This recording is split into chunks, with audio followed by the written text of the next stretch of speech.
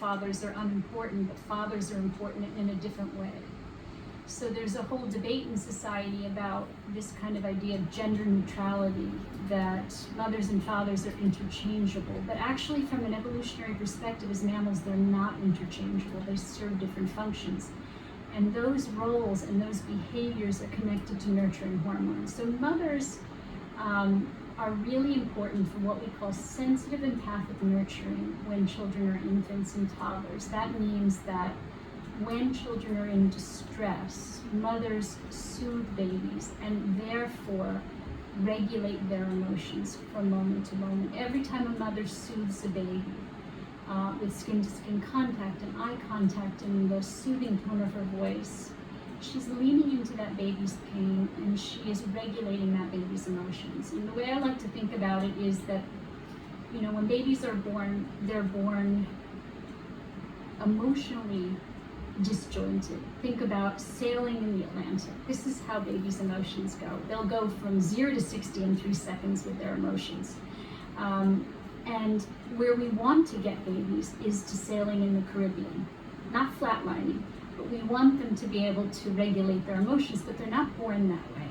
And so mothers, because they soothe the baby from moment to moment, when they're physically and emotionally present enough in the first 3 years, they help a baby to learn how to regulate their emotions. So by 3 years of age, 85% of the right brain is developed. And by 3 years of age, babies can then start to internalize the ability to regulate their own emotions. Now, if mothers aren't present as the primary attachment figures to do that mirroring of emotion, to do that soothing of their emotions, then babies don't learn how to regulate their emotions. The other thing that's important that mothers do is they buffer babies from stress by wearing them on their body for the first year, and then by being as present as possible for 3 years. They actually protect babies' brains from cortisol, the stress hormone. So there is a hormone called oxytocin. It's the love hormone, and it is protective against cortisol. The more a mother nurtures with sensitive empathic nurturing, meaning when the baby cries, the mother goes, "Oh, sweetheart, you know, let me see the boo-boo, let me kiss the boo-boo." That actually raises the oxytocin in the baby's brain, which then protects the baby from cortisol. Can a father do that? So now, fathers. Why are fathers important? So fathers also produce oxytocin, but it has a different effect on their brain. So for mothers, oxytocin makes mothers sensitive, empathic nurturers, very vigilant to the baby's distress. When fathers produce oxytocin, it comes from a different part of their brain, and it makes them more what we call playful, tactile stimulators of babies. What does that sound like to you? Playful, tactful stimulators of babies. Throwing the baby up in the air and Okay, yeah, tickling the yeah. baby and running after the baby and roughhousing. And so that's important for a variety of reasons. First, it encourages things like exploration and risk-taking. It encourages separation. And fathers do this really important thing, which is they help the baby to learn to regulate certain emotions. So mothers help to regulate sadness, fear, distress. Fathers help to regulate excitement and aggression.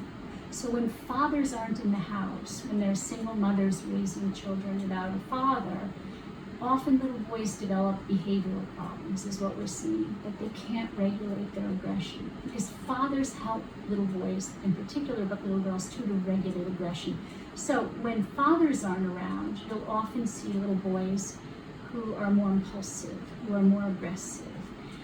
So the answer is, fathers and mothers are both critical to the development of children, which is a very controversial thing to say today, because if you're raised without one, you are missing a piece.